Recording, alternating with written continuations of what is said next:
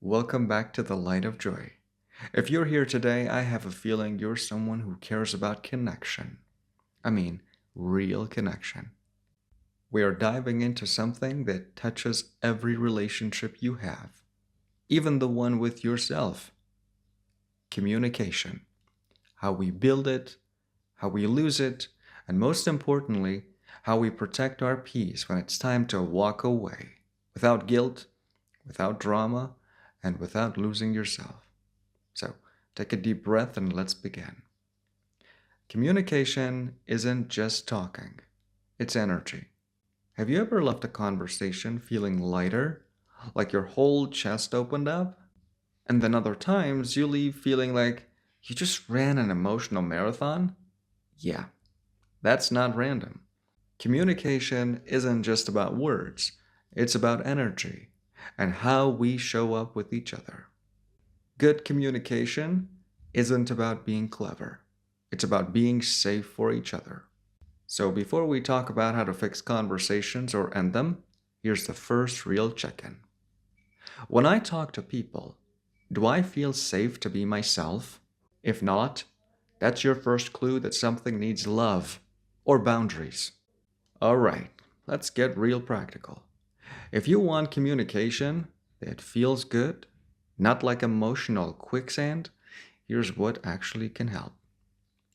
Listen to understand, not to respond. Actually, sometimes the most healing thing you can say is, "Tell me more." That's it.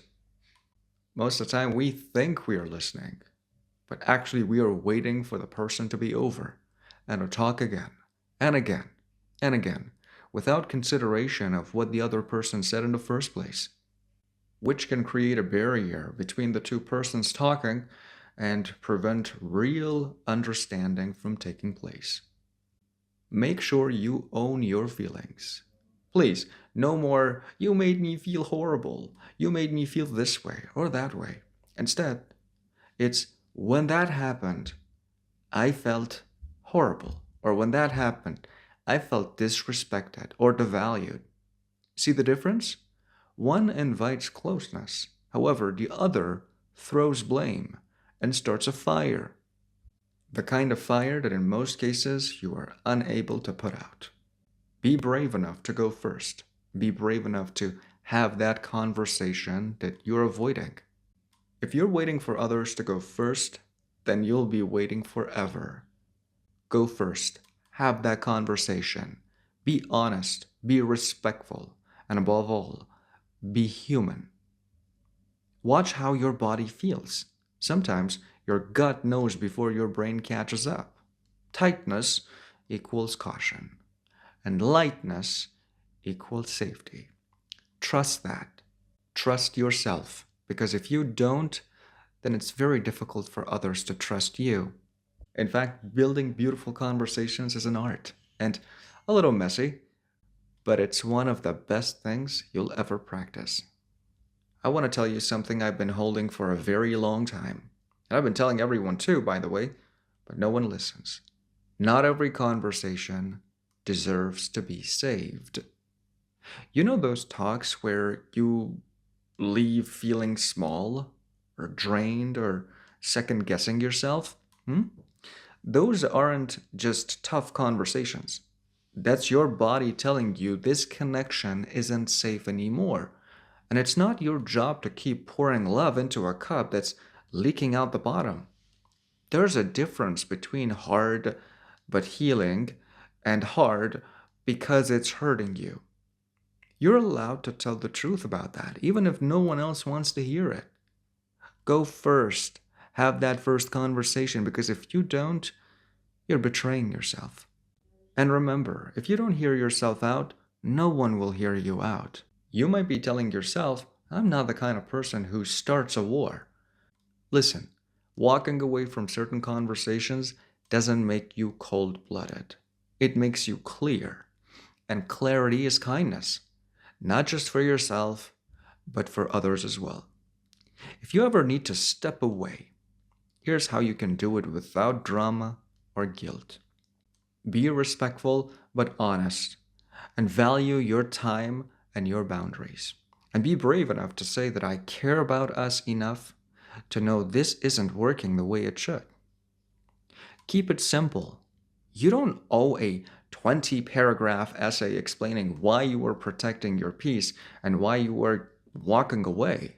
Most people tend to write the Declaration of Independence to prove to the other person that they deserve this way out. And please, trust that silence, because that silence is an answer too. You don't always have to announce your exit. Sometimes energy shifts and you just quietly step away.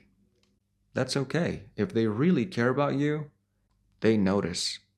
And remember that you are not abandoning anyone. You are choosing yourself.